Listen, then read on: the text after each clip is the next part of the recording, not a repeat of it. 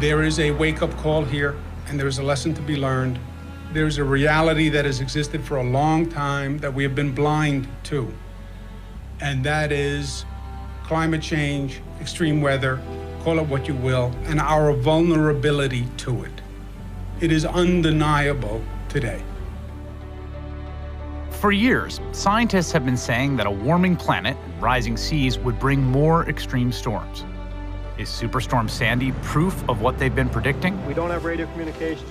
How many people answer that question seems to have more to do with politics than science. It's true. Sandy was a freak storm, a bad luck confluence of a number of low probability events that could conceivably have happened in some alternate climate that wasn't warming. But this climate, our climate, is warming. And as it does, low probability events like this will become more probable and more intense. I work at MSNBC, a cable news channel whose core audience is made up of liberals. And I see all the time how deep the divide is between the left and right when it comes to climate change, even here in New York. Across the river from Manhattan, where I work, is Staten Island. It's New York's most conservative borough and the hardest hit by Sandy. The storm killed 23 people here, more than anywhere else in the city. Let's see if the Best Western in Bay Ridge has already signed up to accept FEMA. If they haven't, let's get that done. I got someone going to Home Depot now to get as much stuff as we can. Staten Island's congressman, Republican Michael Grimm, is a former Marine who served in the Gulf War. But he says this devastation is unlike anything he's ever seen. We will help you, absolutely. That's what we do. This is what we do. Grimm is also a skeptic when it comes to climate change. And every time we have a flood, it's worse and worse. Last year we had a flood, 3 feet of water. This time, well, we 11 feet of water. And then what's going to happen next time? 20 feet of water? But is it possible this storm could change his mind?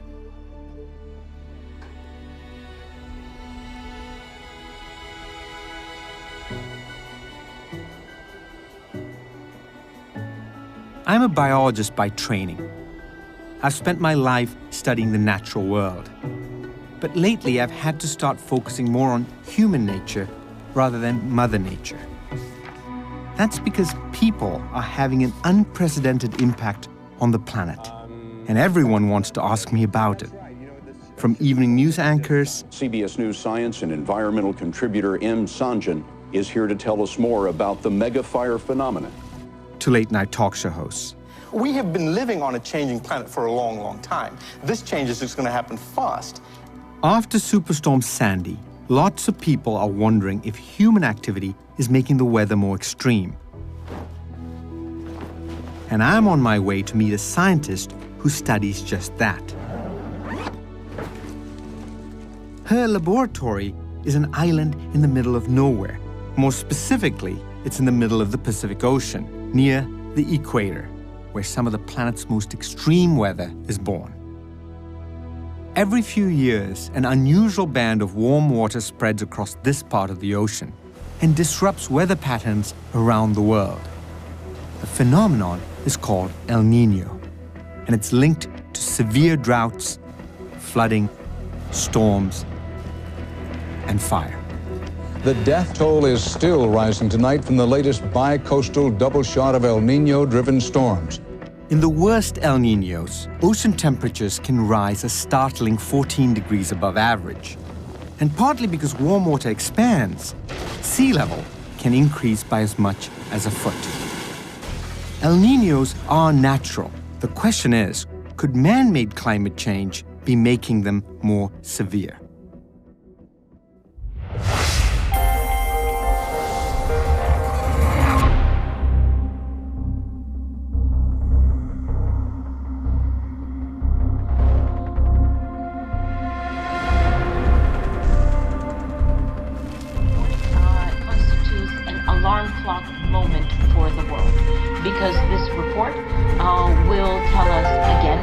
Everything we thought we knew on climate change has actually been underestimated, that the effects of climate change will be upon us faster or intense fashion than we had thought. We all know that human activities are changing the atmosphere in unexpected and in unprecedented ways. And that the greenhouse effect has been detected, and it is changing our climate now. The atmosphere and ocean have warmed. The amounts of snow and ice have diminished. Sea level has risen, and the concentrations of greenhouse gases have... There is no more fire season. We have wildfires all year round. Climate change, extreme weather, call it what you will, and our vulnerability to it. The 12 years of drought has left the landscape bone dry. We got any patriots in the crowd? A new scientific report has determined the last decade was the warmest on record. Our world is changing faster and more dramatically than ever before.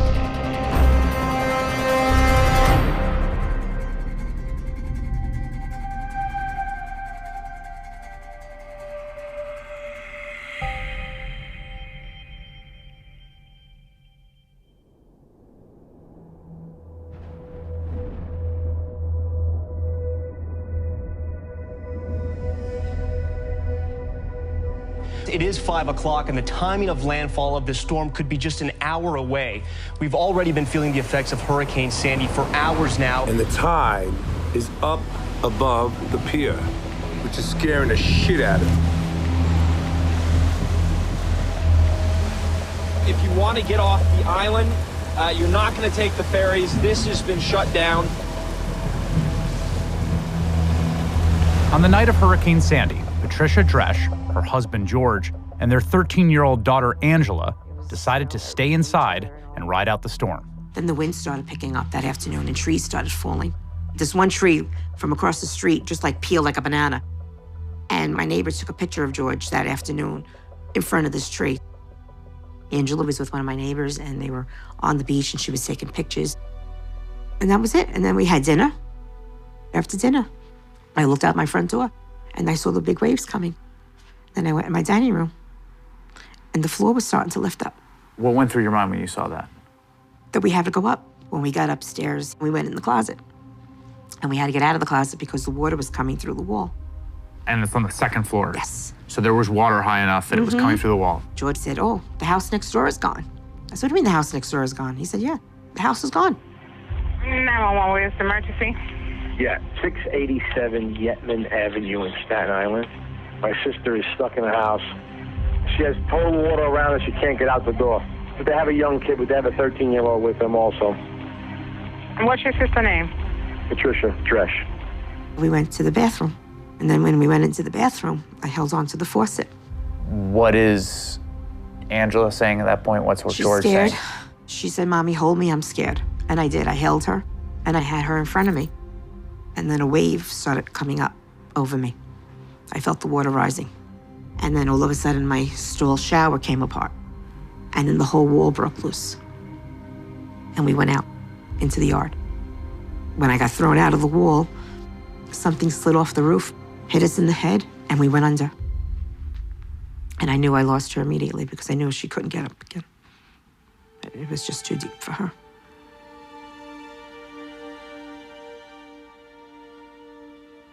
I went down, way down deep. And as I was getting unconscious, floating down, I said, I'm not gonna die like this. I can't die like this. They're not gonna find me like this. And I got myself back up. And I grabbed the phone cables. That's how high up I was. We have a patient with us. All right, so repeat that. What's the condition of the patient? She was pulled out. She has hypothermia. I still can't believe she's gone and he's gone. I don't know. It's very hard. Life was cut too short for her. I'll never see her get married. I'll never see her grow up. I don't want to go see her in a grave. He doesn't deserve to be there.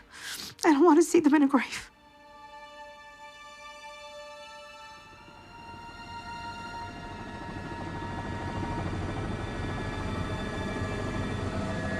See where that storm surge basically pushed right across the beach, right through these neighborhoods, and has basically inundated these streets. We'll count them off: 1, 2, 3, 4, 5, 6, 7, 8, 9, 10. Again, close to 12 blocks inland. So again, that's a pretty far distance here.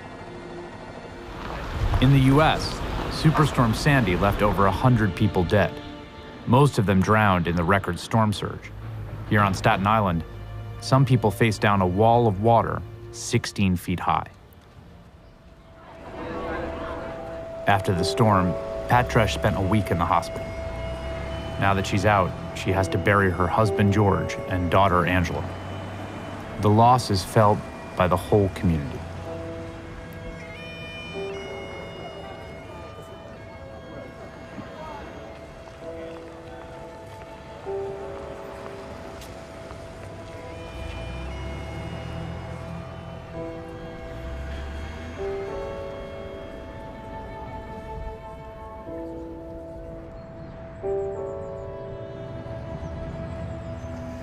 This was the perfect storm. High tide, full moon, everything came together and converged in a way that, and it happened, you know, I heard story after story, and I said to people, why didn't you leave? They said, Congressman, everything was fine. It was a little windy, a little rain. All of a sudden, out of nowhere, I see water coming down the block like a movie. I grabbed my kids and ran as if Godzilla was coming. That type of thing, like all of a sudden, there's the monster. When did you first hear about Pat Tresh and her family? Later that day. I don't choke up easily. My eyes were welled up because all she kept saying to me, begging me, find my husband. Because at that point, they had recovered her daughter's body, but not her husband's. I don't think ever trained to see your friends and neighbors in total despair, hopelessness. And it just hit me harder. One of the things that was interesting, the governor said this was a wake-up call about climate, specifically, after this happened. And I'm curious just what your reaction is to that. The climate overall has changed. But let's leave out the part of whether it's man-made or not, because I don't think the science is there to tell us what's causing it. I think Mother Earth evolves, and patterns change every so many 100 years or 1,000 years, and we're in part of a process of changing. But I don't want to get into the political debate of what's causing it. At first, Grimm's answer doesn't surprise me. I'm used to politicians, especially Republicans, dodging questions about climate change. But the more I think about it, the more ridiculous it seems. Superstorm Sandy just destroyed part of his district. Doesn't Michael Grimm want to get to the bottom of what caused it?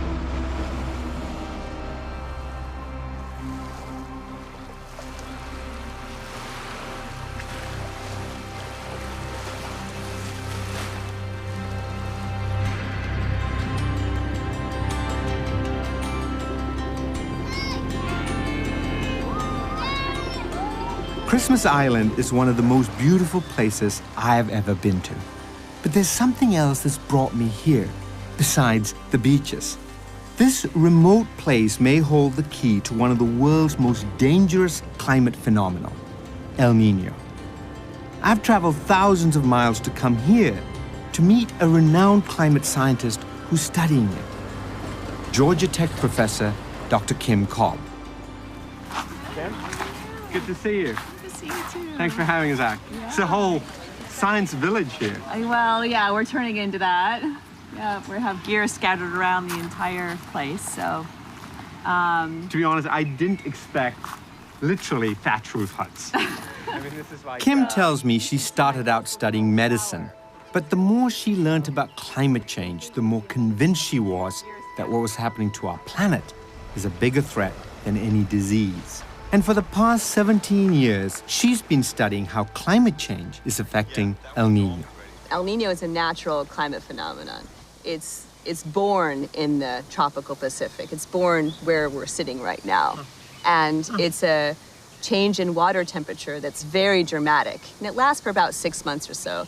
And what that does is it reorganizes the entire global atmospheric circulation during that time period. And so droughts in some places, mudslides in others, floods in others. When El Niño happens, the largest signal happens along the equator because an ocean circulation that typically brings cooler waters to the equator as a function of these winds we're feeling right now, the trade winds, shuts down completely during El Niño events. And so the ocean, which is normally bringing up this cool water along the equator, that stops, and this place gets extremely warm.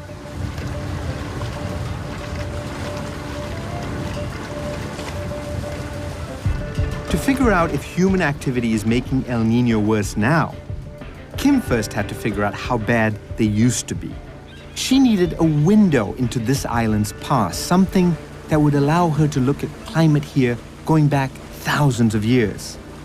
She began her search underwater, in the coral reefs. The corals, they grow very fast and very reliably, and as they grow, they are recording environmental information into their skeleton, and they create this wonderful year by year by year archive.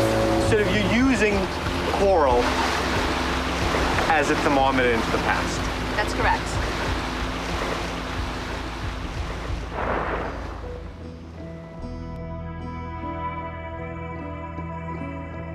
Kim takes me below the surface to show me how it works.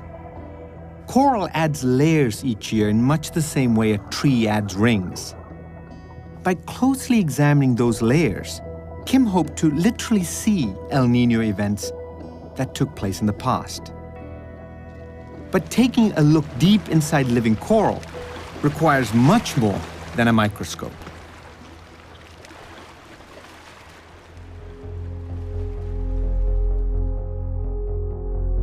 A month after Sandy, there's still a long way to go before Staten Island is back on its feet. No single event has ever consumed more of Congressman Michael Grimm's time.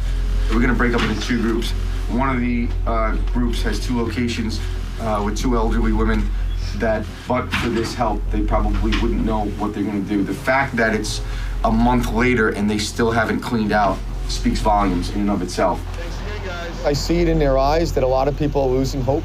A lot of people are thinking that they're not going to get through this. Then they're starting to feel the people forgetting about them, that they're not forgotten. Okay, your hands are freezing. Yeah, it's cold. It's cold. A lot of oil. Okay. And it's going to be years, and I know that. And it's hard. And so we just want to make sure they understand they're not alone, they're not forgotten. His office is overwhelmed with calls from storm victims. If you want, I can help walk you through the process. My staff has been unbelievable. I mean, they've been on the phone. A lot of my staff live in these neighborhoods. Are you still living on Bard? What needs to be done here? The scope of that is tremendous. In fact, Sandy is turning out to be one of the most destructive storms in history, and it's leading to a big battle in Congress over how much to spend on the recovery. Grimm is teaming up with Republicans and Democrats from the affected states to get billions of dollars in aid for Sandy victims like Pat Tresh. We're not that much different. Republican, Democrat, Jersey, New York. When your people are hurting, we all want to do the best we can for our community and ultimately for our country. Pat's home was completely washed away by the storm. For now, she's staying in temporary housing provided by her church. I'm not used to this, being by myself. Seems like it was yesterday. I still have nightmares. There's not a day that goes by that I don't relive that last half hour with my family. Our last dinner together. I relived that whole experience with the water coming up over us in the house. How I got pushed out of the wall when I lost her.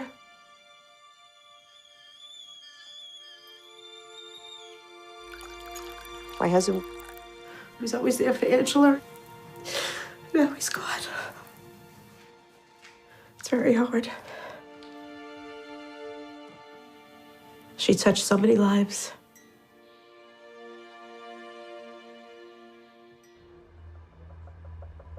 If Angela Dresch had survived, this is the high school she would have attended. So all of you guys were here during Sandy, right? Yes. It was very scary. My house was shaking. We stayed upstairs on the second floor the whole night. I live in Great Kills, and the harbor was completely destroyed. There were boats in houses, and it was absolutely insane. Actually went to With all the talk about climate change following the storm, these students have some questions. Two climate scientists, Dr. Radley Horton and Dr. Heidi Cullen, both Columbia University PhDs, offer to help. Just by show of hands, how many of you guys believe that global warming is actually real, that temperatures are increasing? So, unanimous agreement that temperatures are rising. How many of you think that it's our fault? Okay, so we got some questions. Gabriella, right? Where do you kind of think it's not us? I know that we contribute because we have been burning fossil fuels, but I don't think that we're doing it enough so that we're causing climate change. Like the Earth, I feel like naturally does it. Then the Earth has to go through its cycles. I still don't believe it. Yeah. Well, Natalie, what do you tell Gabriella when she says that she doesn't believe you? I tell her she's crazy. Well, because I don't know. I feel like since the Industrial Revolution, fossil fuels have been using at an extreme rate, like cars, heat.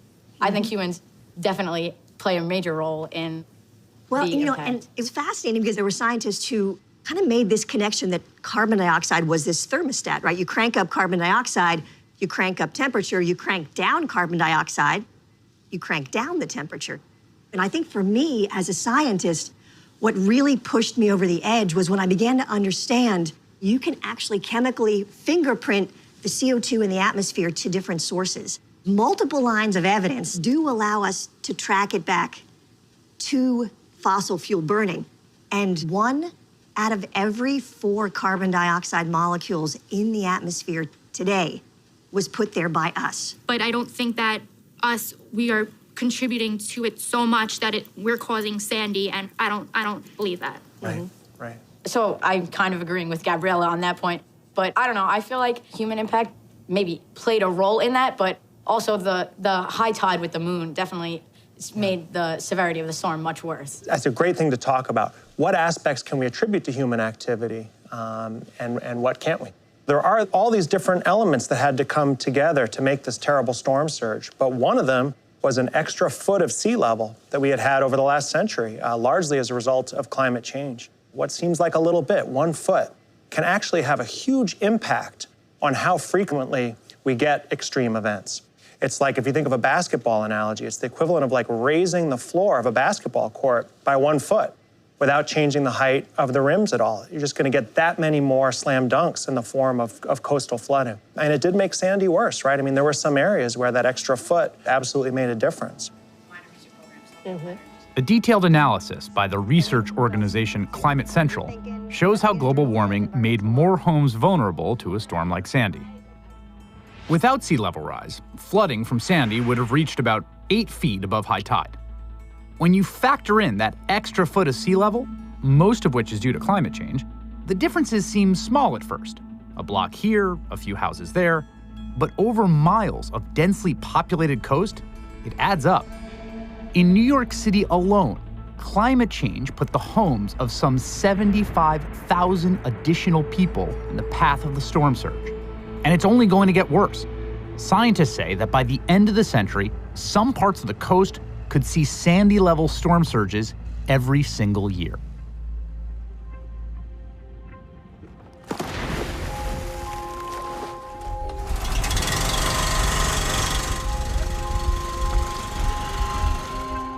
We're about to use this 100-pound drill to collect coral samples.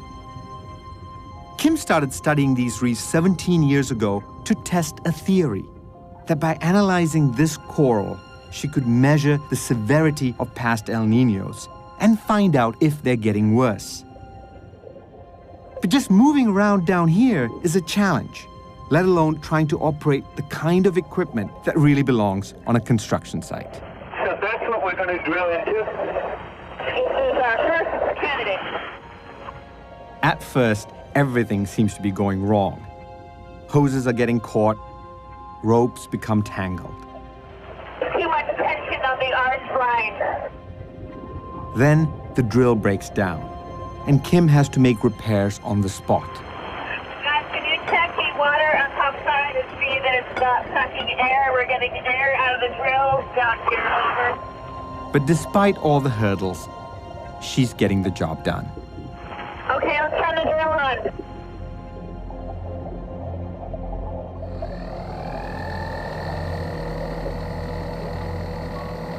When the drilling starts, the water's suddenly clouded with what looks like mucus. Kim says it's actually living coral tissue. So after we're done drilling, Kim will carefully plug up the holes left behind so the coral can grow back. So this door is pretty amazing. You can see all the banding in this fort, counting back year by year. Looks like 15 or so years. It's a time machine. Actually, it's more like a time capsule. One that can only be opened through careful analysis back in Kim's lab at Georgia Tech.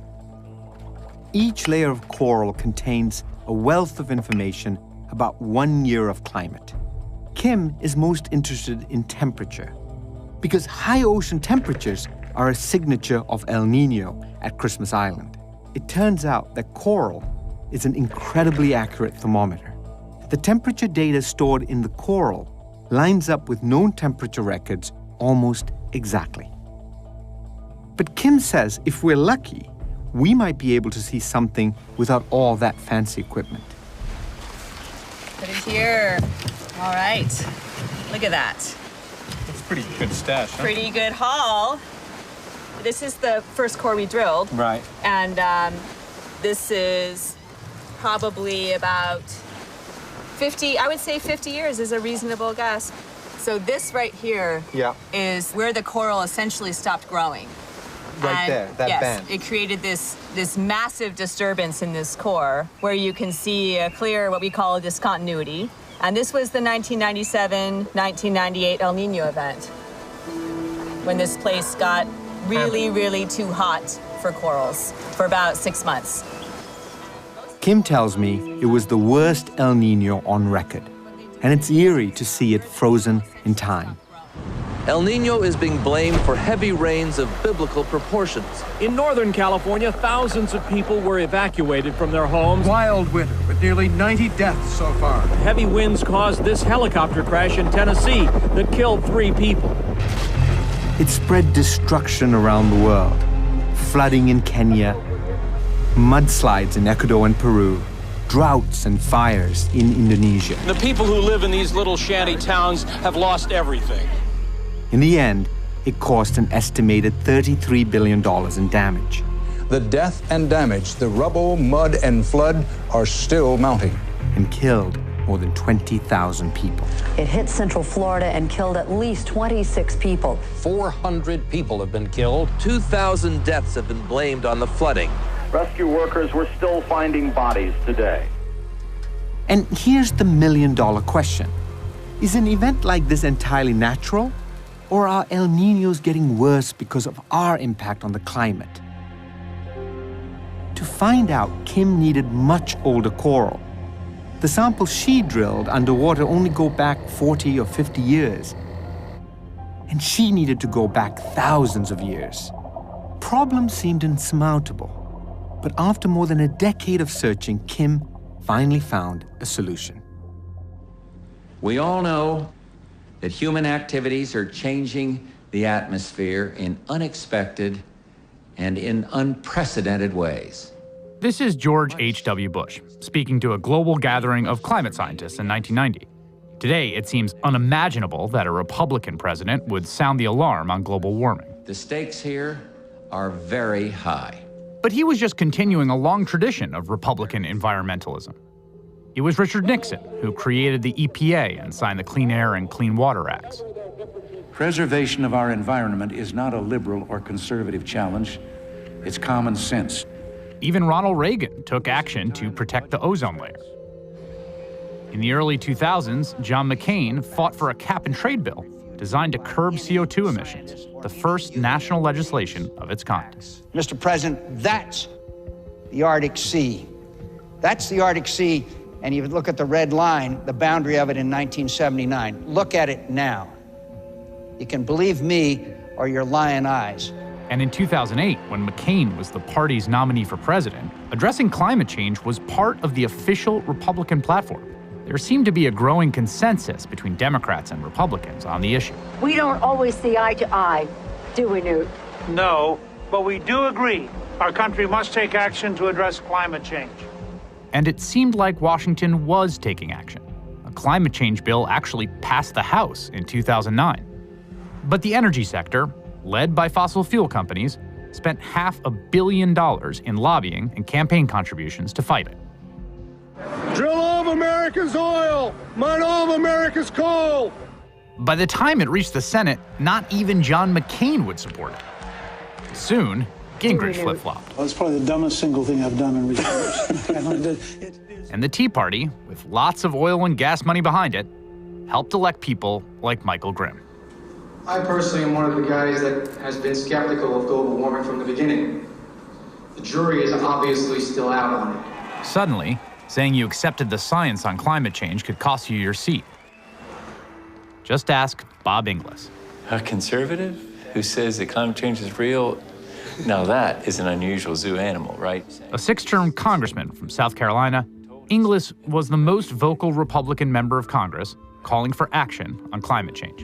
A lot of people are elected based on coal money, on oil money. And how do you break through that? Well, it's tough. It's real tough. But, I mean, we just can't keep this up. In 2010, he lost his seat to a Tea Party candidate in the Republican primary. I had done some things that were clearly problems politically. But the most enduring here is he was just saying that climate change is real, and let's do something about it. Since leaving Congress, Inglis is traveling the country, pitching a conservative solution to climate change. It would tax companies that emit CO2, but give a matching tax cut to other companies and American households. And he's trying to convince Republicans that despite what happened to him, they can't keep denying reality forever. The worst thing in the world is not losing an election. The worst thing in the world is losing your soul. When you know there are things you believe in and you're not willing to stand for them.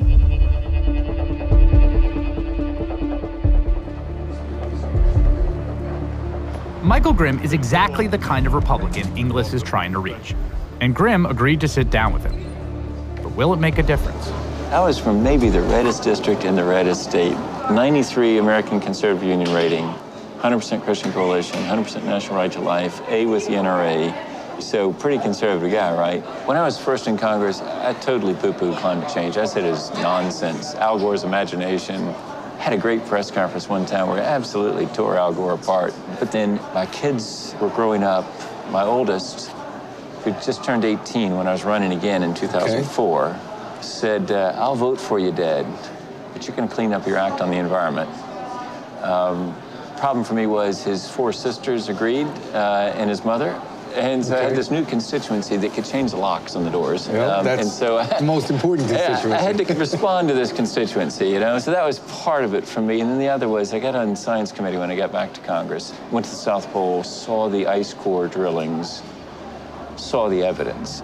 What do you think it is that we Republicans have gotten in this spot of basically distrusting the scientists, you know? I'm not so sure that it's distrusting the scientists. What Republicans are afraid of is if we give more credence to climate change, that it's going to be, you know, the call, the cry for more rules, more regulations. Yeah, I agree completely. We're trying to change the conversation. We want to change it away from the apocalyptic visions that rightly signal conservatives that here it comes, a big old wad of regulations and a tax increase. We want to change it to a conversation about reasonable risk avoidance. You know, 98 doctors tell you to treat your son this way. 2 say no this other. It's not conservative to go with the 2. And that's really sort of where we are in climate science, right? We've got about 98 doctors that say it's for real and it's human caused. And we got 2 say no, it's not. It's sort of an odd place, I believe, for us as Republicans to be, that we listen to the 2. I mean, we actually not even listen. We seek out the 2. We call them to hearings. We want to hear from them, the 2. Right. Of course, in a way, I'm the worst person to try to convince you, because, I mean, look what happened to me, right? Right. Yeah. That's so, the politics, though. Yeah. If Republicans start coming out and let's say that they did agree with the science and they were bold enough and had the political courage that you had, if they believed it, to go forward, and then they lose, well, how many other are gonna, they're not all lemmings, okay? They're not gonna just go right off that cliff. So the political constraints, I think, are a lot bigger than most people would understand, and they're very real. But you're also in a place that's had a different experience. You've had people that have been inundated with the storm surge that some of them may have this sense of need of addressing a problem. That may give you some room to move that others don't have.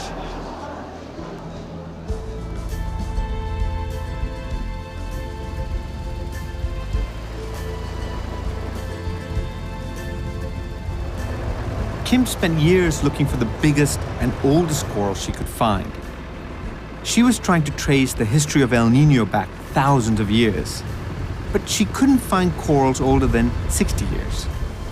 Then she realized the solution was right under her feet.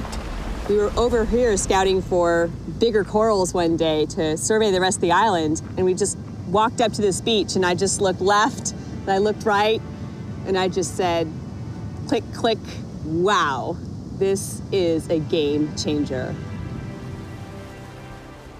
All these fragments of fossilized coral washed up onto this beach over millennia. There's more corals here right now than are probably growing on the reef today.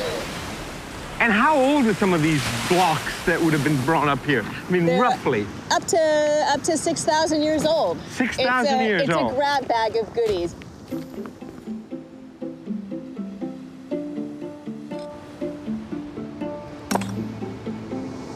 We're looking for something pretty special. I have to find a pretty special piece, and I'll show you what we're looking for.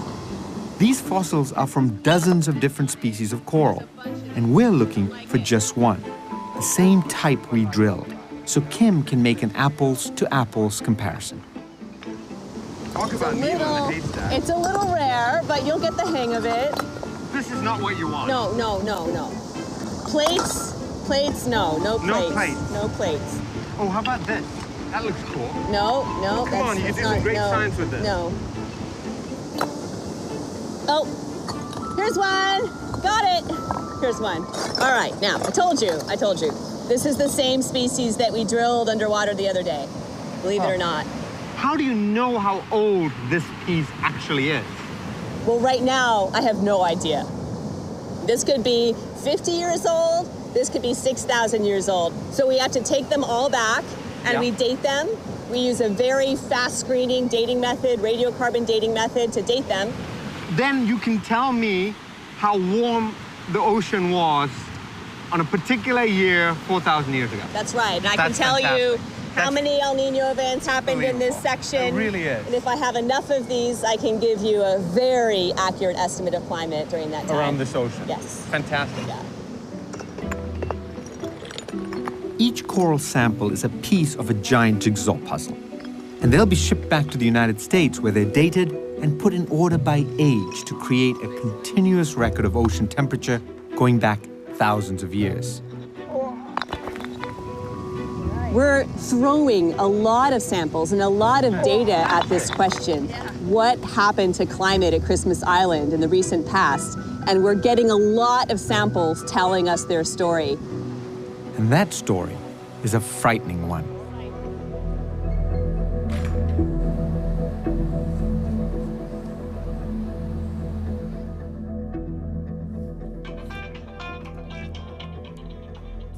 Hey, Bob here.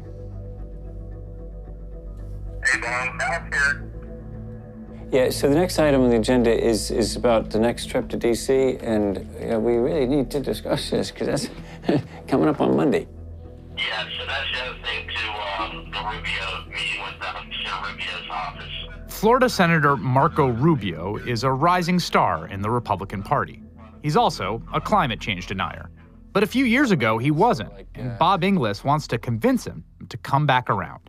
I have no idea what his position is on this, but I'd like to talk to him about it. They have agreed, it won't be Senator Rubio himself. Yeah. Give you a little more wishful thinking that he will make time for us. So, what do you think? The one argument is to wait until there might be an opportunity with Senator Rubio. Yeah. I don't know, what kind of time he's going to have to devote to us. Yeah. Maybe I'm wrong. You guys. No, I think that's right. I think he's clearly occupied with other stuff. So. The film playing spot. If you lose in politics, it's sort of like everybody knows. And so it's sort of a pulling away, you know, sort of like, you know, avoid him, and it's continuing. And, you know, it hurts because people think that I've sort of gone to the other side, that I've crossed to the other tribe. It's pretty painful. It continues to be. You know, there's sort of a sense that you can't go home.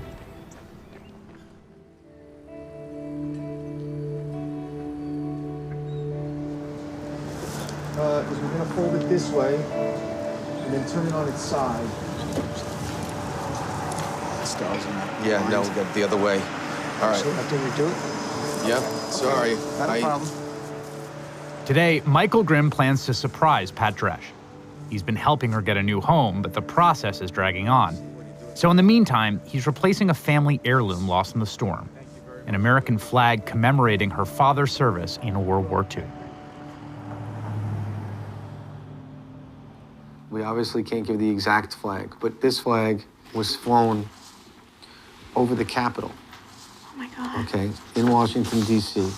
This was done on behalf of your dad, so it is his flag. Okay. I actually folded it myself, being in the Marine Corps. I've learned how to fold a flag, but it's been a while, so it's not folded exact. I'm gonna refold it before I put it in. His service and his dedication will always be remembered. And I just want you to know. Thank you. Oh, thank you so much. Oh my God.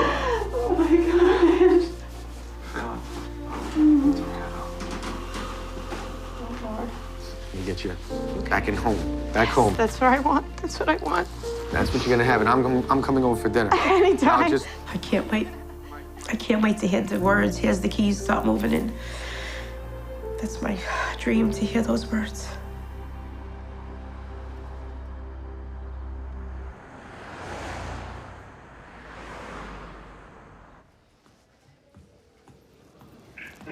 Hey, how's the vote schedule look? Michael Grimm has been working feverishly to round up votes for a $60 billion relief package for Sandy victims.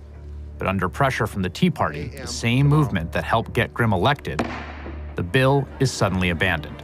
The $60 billion aid package, without any explanation whatsoever, House Speaker John Boehner decided not to vote on before the 112th Congress ended. The decision occasioned a rare full-scale, full-spectrum mutiny from New Jersey and New York Republicans. I don't agree with his call to delay the vote. I don't. I don't support it at all. I think it was the wrong call. This delay is not what we wanted. It is absolutely inexcusable. It means Pat Dresch and thousands of other storm victims will have to wait even longer to start rebuilding their communities and their lives. David. Good.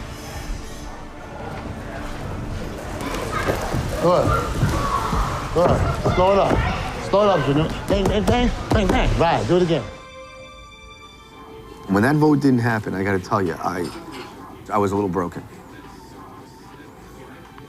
It's very, very personal for me to deliver on the relief package.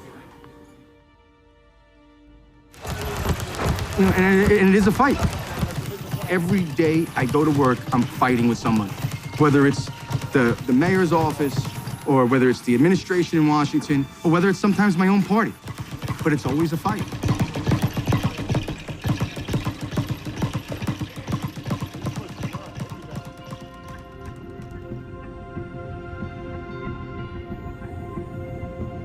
After years of tracking back and forth between Christmas Island and her lab in Atlanta, Kim's research on coral is yielding clues about human impact on El Niños. It suggests that in the 20th century, El Niños are as much as 20% more severe than in the previous 7,000 years.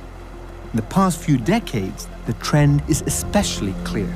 There's something different about these 30, 40 years in the recent past. Larger events, more frequent events in the last 30, 40 years. Now, the big question then is, why? The inference in uncovering an unprecedented behavior and climate in the last 30, 40 years, as opposed to the natural variations the last 6,000. The strong inference is that that's causally linked and that that's related to carbon dioxide in the atmosphere. Carbon dioxide that's been on the rise as a result of human activity. And it turns out that the very thing Kim is studying, climate change, is threatening the very place where she's conducting her research. This coral island is slowly falling victim to the rising seas. So how long before the rest of Christmas Island, the bits with the trees on, end up looking like this? Well, I mean, you want my educated opinion about it. I would say about 1 meter in 100 years. So within the lifetime of your grandkids? Yeah, that most of Christmas will be having serious problems with sea level rise. It's a disappearing country. It hurts my heart, being in love with this place. It hurts my heart.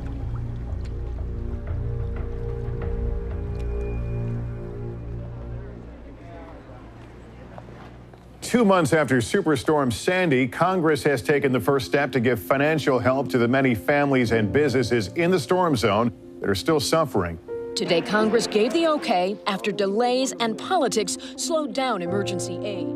As the months dragged on, Michael Grimm continued to help Pat Tresh through the process of getting a new house. We still haven't done enough, and there's a lot to do, so that has not been lost. But at the same time, we do have to reflect on monumental steps forward, and this is a big step forward. The city to start accepting applications to get people's lives back together, and that's what really this is about. But for Pat, it would still be months before she finally had a place she could call home. It's now August, 10 months since Superstorm Sandy slammed into the eastern seaboard. It affected millions, and some people's lives were changed forever. But one of the most surprising things is how it changed Michael Grimm. Last time you and I spoke, you said the jury was still out on the climate science. Do you still feel that way? After speaking with Bob Inglis, it made me do my own research. I looked at some of the stuff that he sent over, my staff looked at. But the vast majority of respected scientists say, that it's conclusive. The evidence is clear. So I don't think the jury is out. The basic story of we're putting carbon in the atmosphere, the planet's getting warmer, that's gonna make the sea levels rise. Like the basic story of that, you pretty much agree with, right? Sure. I mean, there's no question that, the oceans have risen, right? And the climate change part is a real part of it. The problem that we're gonna have right now, there's no oxygen left in the room in Washington right now for another big debate. That's the reality. Between immigration, and tax reform. I don't disagree, but let me ask you. It's just not gonna take front stage. But there's a study coming out, because this gets precisely the point. If you take just the amount of sea level rise and you factor it into what the Sandy storm surge was, this study says you got about 25 square miles of flooding that wouldn't have happened. So my question to you is, if in 3 years from now there's another one of these storms that takes out another 70,000 homes, it's like, at what point does this become the priority? Washington is not real life. You see, you're talking the substance and the science. Right. And my point to you is irrelevant. Right. Irrelevant. You have to first get them to the table to say, let's work together. So then what's your role in getting them to do that? If you told me there's too much other stuff going on in Washington right now, we can't get Sandy relief, you would say, sorry, excuse my language, bullshit. Right. And what I'm saying to you is, the people that live on this island are there's gonna be more storms, and they're gonna be worse, unless we get our act together. I mean, can you sit down with fellow Republicans and say, look, come to my district. We had water that in places it shouldn't have been. Yes, but not while everyone is saying immigration, taxes, and members of Congress don't want to talk about anything else. And 20 years from now, you and I are going to have a conversation where we look back. I really believe this. And it's like, what do you think about when you think about that conversation 20 years from now about where you were, where your personal voice was of leadership? What I'm telling you is it's much bigger than me. I don't think that humans in America, Americans, have the will to do it. But that's a terribly depressing statement. It may be, but it's true. But we had the will to settle the frontier. We had the will to land on the moon. If you think my generation or the generation after me has that, I think you're living in fantasy land. They don't. I wonder how you are going to look back at yourself as a member of the United States Congress if history unfolds in the way that I think the science says it does and makes these distinctions between the people that actually had the fortitude to stand up and say the unpopular thing and those who didn't. History judges those people incredibly harshly. It puts them in two categories. It puts them in the categories of people that met the biggest challenge of their time and people who didn't.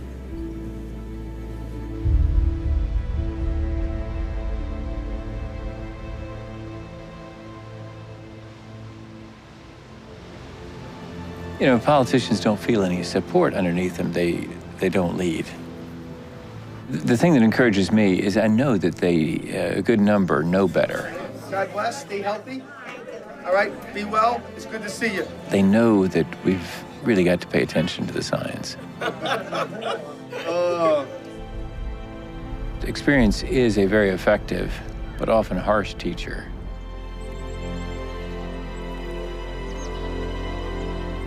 Oh my God. It's supposed to be like this.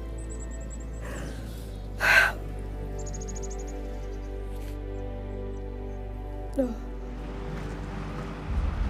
Well, we are being taught now about climate change. The question is whether that can be coupled with the hope that there's something that can be done.